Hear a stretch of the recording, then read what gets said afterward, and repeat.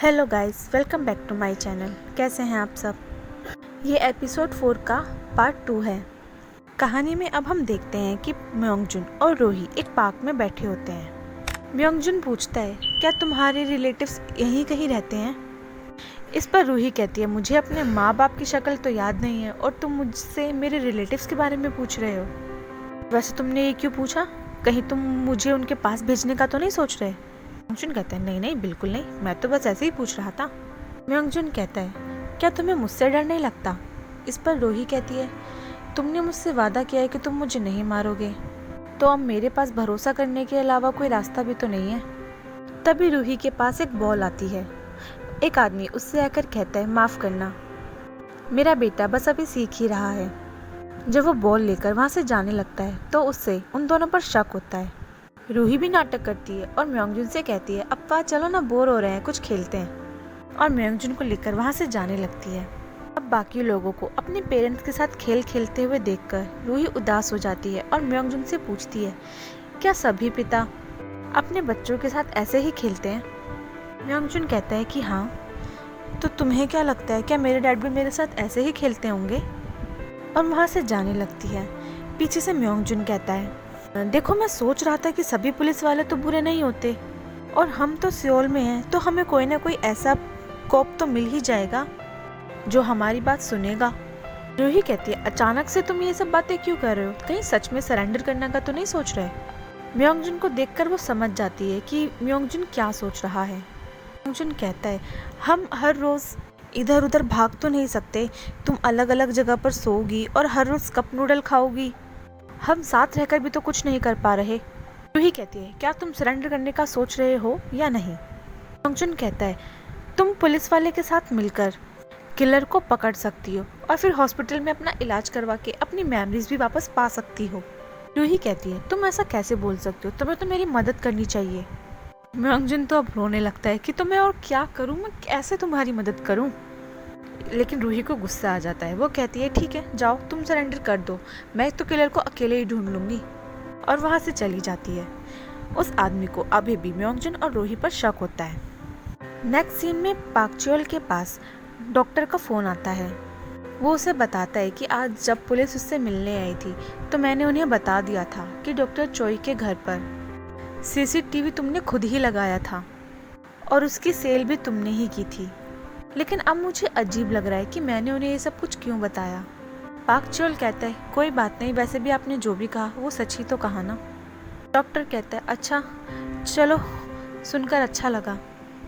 वैसे पिछली बार मैंने जो कुछ कहा था, क्या तुमने उस बारे में कुछ पता किया? डॉक्टर चोई की लवर के बारे में?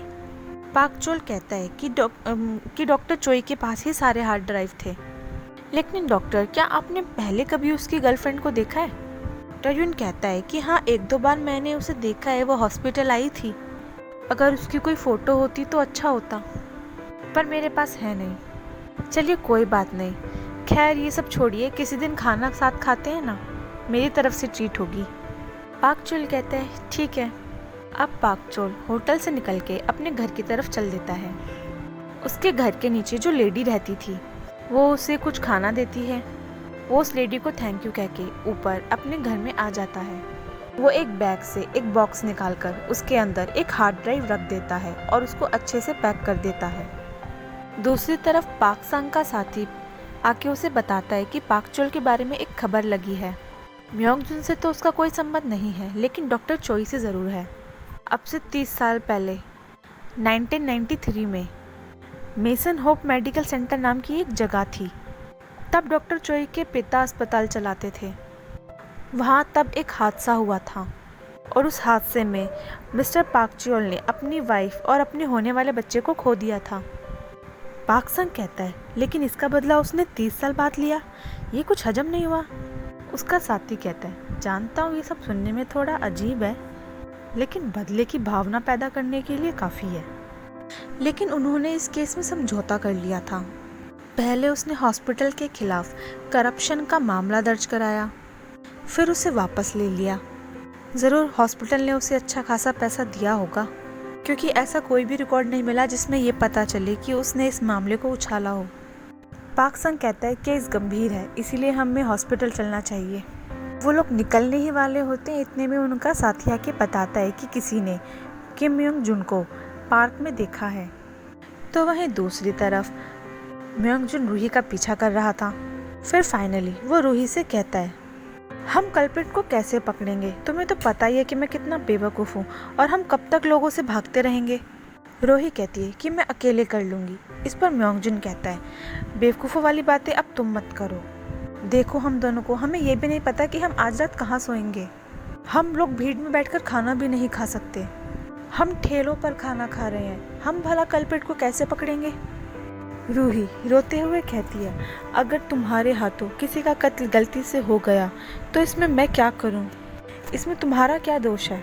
मैं सिर्फ तुम पर भरोसा कर सकती हूँ। तुम मेरे लिए सरेंडर करने वाले हो। अपने आप से झूठ मत बोलो। तुम ये सब अपनी बेटी के लिए कर रहे हो। तुम्हें मेरी कोई परवाह नहीं है। जब से तुमने मुझे किडनैप किया है, तुमने एक बार भी मेरी फिक्र नहीं की। रूही को रोता देख म्योंग जुन को बिल्कुल अच्छा नहीं लगता। अच्छा ठीक है, मुझे माफ़ कर दो। अब से मैं ऐसा कुछ नहीं करूँगा। लेकिन एक बात मैं पूरे यकीन से कह सकता हूँ, जिस दिन से मैंने तुम्हें किडनैप किया है, मैंने हमेशा तुम्हारी परवाह की है, और अभी भी मुझे तुम्हारी परवाह है। लेकिन मैं तुम्हारे लिए कुछ नहीं कर सकता। मुझे बस इस बात का डर है, अगर मैं तुम्हें सुरक्षित नहीं रख पाया तो। रूही कहती है, मुझसे प्रॉमिस करो कि तुम मेरी रक्षा करोगे। म्योंग जुन कहता है, ठीक है, मैं प्रॉमिस करता हूँ कि चाहे जो हो जाए मैं तुम्हारी रक्षा करूँगा। म्योंग जुन के इतना कहते ही रूही चुपचाप खड़ी हो जाती है और कहती है, ठीक है। देखो, एक सच्चा आदमी कभी अपने वादे से पीछा नहीं हटता, इसलिए चलो चलते हैं। रूही म्योंग जुन के समझ से तो परे ही थी।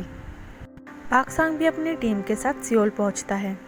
वो सीसीटीवी में उन दोनों की फुटेज देखता है। कहता है, लगता है कि रूही उससे नाराज़ है। उनका साथी बताता है कि जिसने हमें बताया उस आदमी का कहना है पहले तो उसे उन पर शक नहीं हुआ था, क्योंकि वो बच्ची जापानीज बोल रही थी। क्या सच में जापानीज? उसने उसे बेवकूफ़ बनाया। पाक संग पूछता है कि ये रास्ता किस तरफ जाता है। सीसीटीवी टीम उन्हें बताती है कि यहाँ से सीधा निकलने पर यह रास्ता मेपोदेरो की तरफ जाता है। अब फाइनली वो लोग म्योंग जुन की तलाश में निकल पड़ते हैं।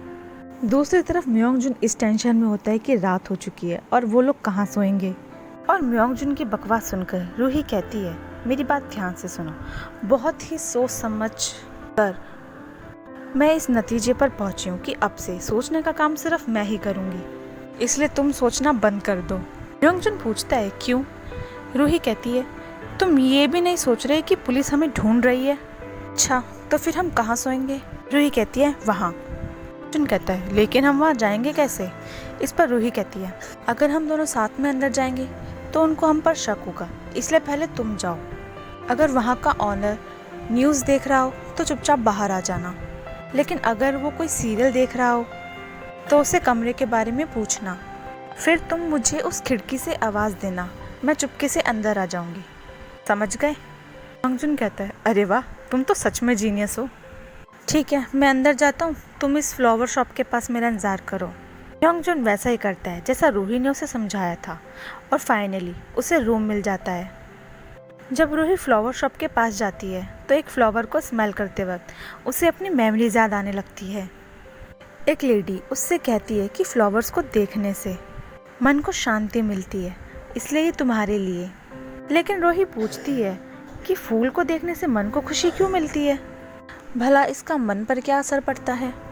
इस पर वो लेडी कहती है, क्योंकि ये फूलों की प्रकृति है। फूल तो ऐसे ही होते हैं, हर चीज़ में वजह मत ढूंढा करो, बस इसे दिल से फील करो। रूही को याद आता है कि वो लेडी और कोई नहीं बल्कि उसकी माँ है। इससे पहले वो कुछ और सोच पाती, एक आदमी आकर उसे बेहोश कर देता है और अपने साथ ले जाने लगता है। जब म्योंग जुन खिड़की से आवाज़ लगाने के लिए रूही को ढूंढता है तो वो उसे कहीं नहीं दिखती, इसलिए वो भागा भागा नीचे आता है। वो एक आदमी को रूही को ले जाते हुए देख लेता है, इसलिए उसके पीछे भागने लगता है। लेकिन शायद आज उसकी किस्मत खराब थी, इसलिए पुलिस भी वहाँ पहुँच जाती है और वो उसे सरेंडर करने के लिए कहती है।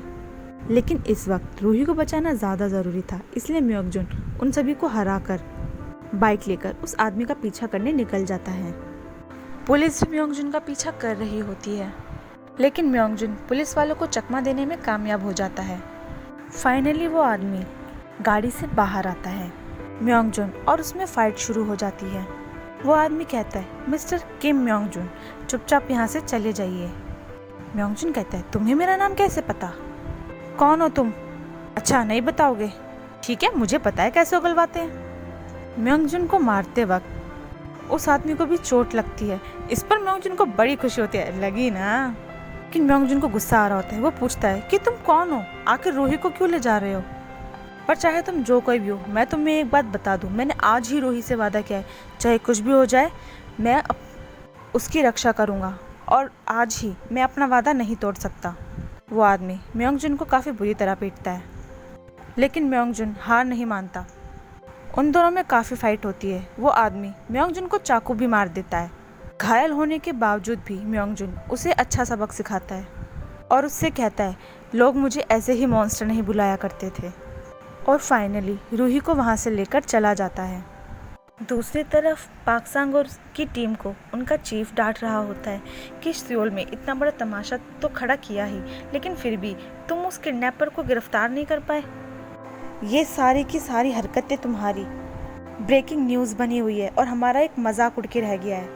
किडनैपर भाग गया, कितनी शर्म की बात है। अब मैं तुम्हारे लिए ज़्यादा कुछ नहीं कर सकता और कल हेडक्वार्टर से आके तुम्हारी सज़ा के बारे में बात करेंगे। पाक सांग की टीम बहुत दुखी थी। दूसरी तरफ अपनी पीठ पर चोई रोही को लादे हुए म्योंगजुन बस चले ही जा रहा था और उसका खून भी बह रहा था। फिर फाइनली वो सड़क किनारे बैठ जाता है।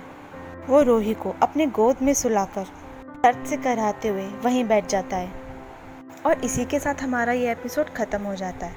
अब आगे की कहानी हम जानेंगे नेक्स्ट वीडियो में। तब तक के लिए जल्दी चैनल को सब्सक्राइब कर लेना गाइस एंड वीडियो को लाइक कर देना। और अगर आप सभी के कुछ कमेंट्स और सुझाव हैं तो वो भी मुझे बता देना। Thank you for watching guys.